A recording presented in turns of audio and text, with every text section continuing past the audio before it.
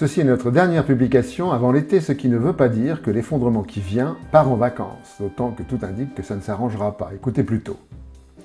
Une bombe climatique dans uzbeketriska.com du 18 avril 2019.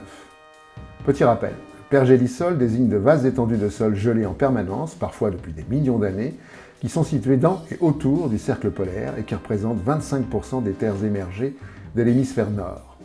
Or, ce pergélisol constitue le plus gros réservoir de carbone continental de la planète.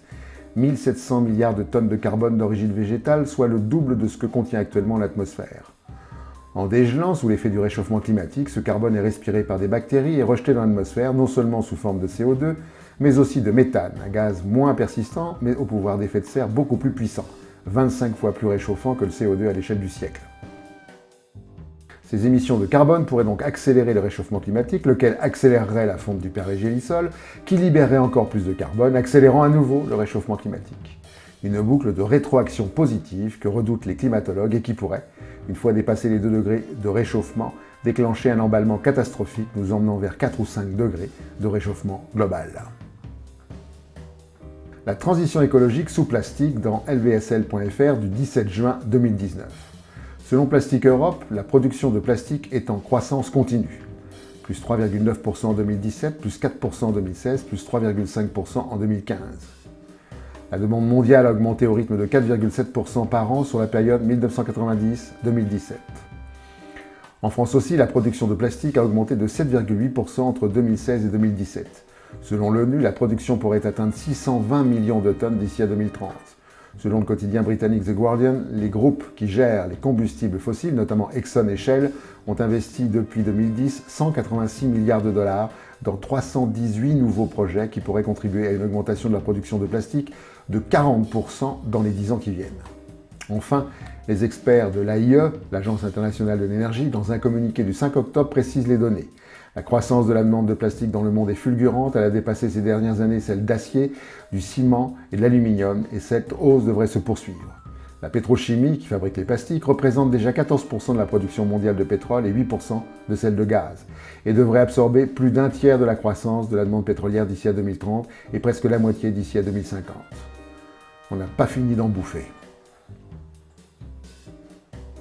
Quelques chiffres découverts dans le documentaire Une espèce à part, diffusé sur Arte. Chaque minute dans le monde, 250 bébés naissent et 4000 tonnes de déchets sont produites. Chaque jour dans le monde, 240 000 voitures sont fabriquées et 400 espèces vivantes sont anéanties. Chaque année dans le monde, 9 millions d'enfants de moins de 5 ans meurent et 13 milliards d'hectares de forêt disparaissent. La raison de ce terrible tableau, selon les auteurs du documentaire, les humains préfèrent la croyance au savoir, préfèrent l'avoir à l'être, préfèrent l'image du bonheur au bonheur. Conclusion, l'humanité n'est pas mature. Gros risque de manque pour les drogués aux hydrocarbures dans Reporter.net du 19 juin 2019. Le dernier rapport intitulé World Energy Investment 2019 de l'Agence internationale de l'énergie fait part d'une baisse probable dès les années 2020, c'est-à-dire demain, de la production d'or noir. L'AIE souligne que les investissements traditionnels dans l'énergie ne sont plus suffisants pour maintenir les habitudes de consommation actuelles, selon Fatih Birol, son directeur exécutif. L'AIE confirme ainsi que les projets approuvés de pétrole et également de gaz conventionnel ne sont pas assez consistants pour satisfaire une demande toujours croissante.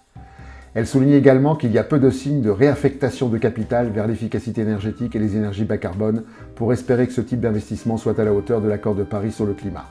Autrement dit, après avoir allumé la bombe climatique, on fonce droit vers un monde de pénurie. Bonne nouvelle, les émissions de CO2 pourraient alors commencer à baisser. L'effondrement, un sujet inspirant pour l'artiste japonais Tokyo Genso dans japanisation.org du 18 juin 2019. Tokyo Genso s'est fait une spécialité d'imaginer et illustrer avec une grande précision la capitale nippone Tokyo plusieurs années après un grand désastre. Ces images ne sont pas que désolation, la nature s'immisce de nouveau dans des paysages dévastés. L'artiste questionne la finitude de notre civilisation moderne et ce qu'il en restera quand elle se sera effondrée. Pouvons-nous encore l'empêcher? Faut-il l'empêcher? Retrouvons-nous en septembre. Reposons-nous, nous en aurons bien besoin.